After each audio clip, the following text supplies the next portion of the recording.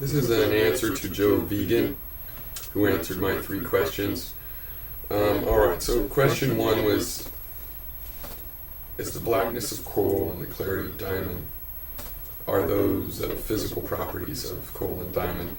He says yes, and they're relative to the wavelength, intimately connected to the physical constitution. Then he goes on to describe how a creature seeing this, the actual colors depend on perception.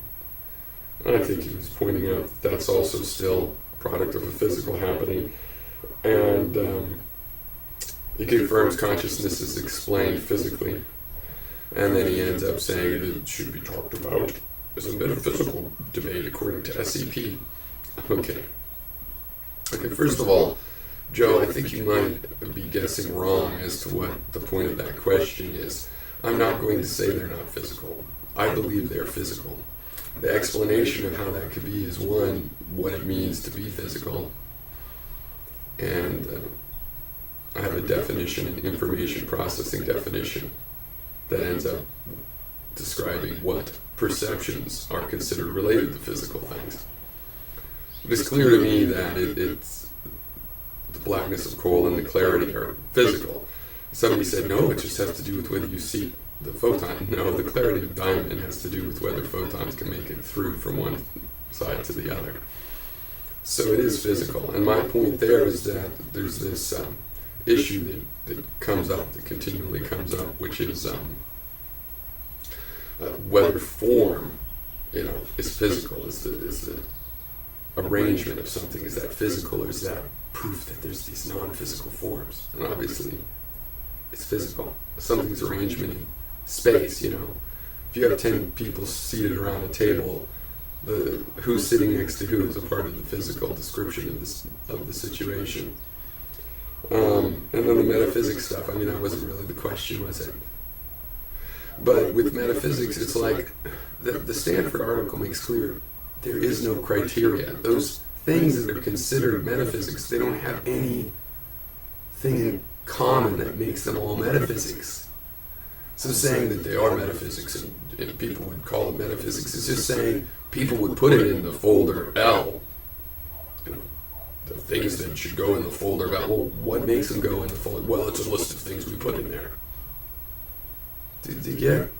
It doesn't matter if it's just a name for subjects that are listed arbitrarily with no common feature. But historically, there was supposed to be a common feature. You don't see how that category becomes just like the name of the file folder that they're putting in there, totally arbitrary with no meaning of its own. You see, there's no meaning to the word metaphysics itself, except as an arbitrary category for certain things that have been put in that subject that we put in there because we thought there was a binding agent. If there was a real binding agent between these things that go in the category, it has to do with things we can't imagine the physical answer to, but we want to talk about anyway. But I think now we ought to be able to imagine a physical description of any system, even if we're very far from figuring out what that is. We could imagine there is one. At least I can. Talked about categories of language and went into what metaphysics means today. Yes, well, the issue, Joe, is that it's still changing, right? So, when you talk about, and the philosophers come to accept it, that's never ever happened. There's no term where 100% of philosophers have ever agreed on it. What might pass for that is what the teachers have to tell the students something.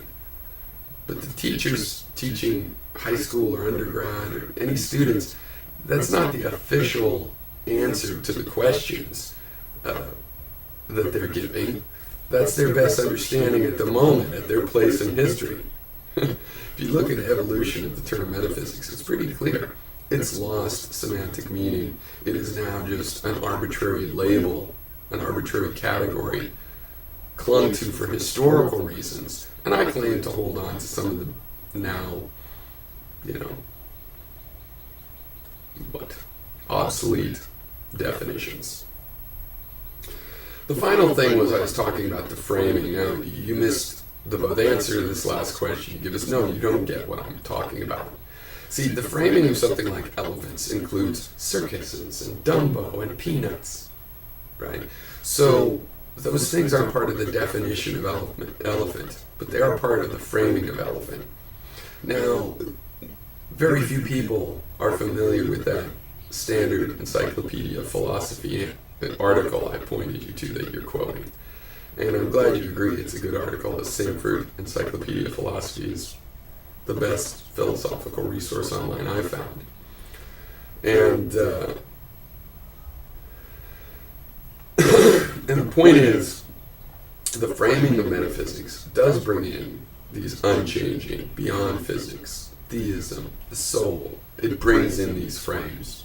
And since there's no definition, I would weather that frame and say, hey, but there's a real core technical meaning we should focus on, if there was. But that article points out there is no such technical meaning. It's just an arbitrary list of subjects that we have continued to categorize in there. Right? It's just a category with no definition now that you could stuff things in. You know, especially a lot of things about mind, either dualistically or not. Like, to me, the questions of soul are really questions of mind. And insofar as they make any sense at all. But, so it's this framing of everything that comes at once. It's not just definition 1 or definition 3 that is the real definition. With the framing, all the definitions come in at once to different degrees and depending on context, to different degrees depending on context. So I think the answer is no, you don't understand why I'm rejecting metaphysics as a frame. Now, if you want to say, but it is classified as metaphysics, yes, it's classified as metaphysics, you know, by some people. But you have not demonstrated why I should think of it that way. And if I did think of it that way, since there's no meaning to that category, how would that change? I'm going to partake in a skeptical, empirical, perceptual, physical series of questions on will. But why should I call an inquiry like that metaphysics? See, to me, if there's something that links metaphysics together, it's the kind of inquiry. And no matter what they say, the fact is, people studying metaphysics think they can just think it in their head. They don't feel like they have to go out to their perceptions of the real world and argue that way. They end up arguing from their perceptions. What else do you have to argue from? But they think they're going about this deriving from logic, deriving from how things must be. Right? It's a way of thinking. And that's what I'm rejecting, that frame, that way of thinking about these type of questions.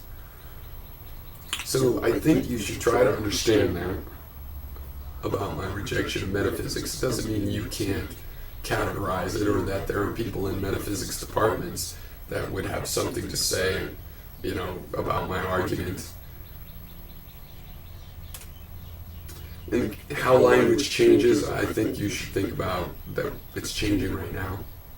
That we all have different roles in that change and that struggle.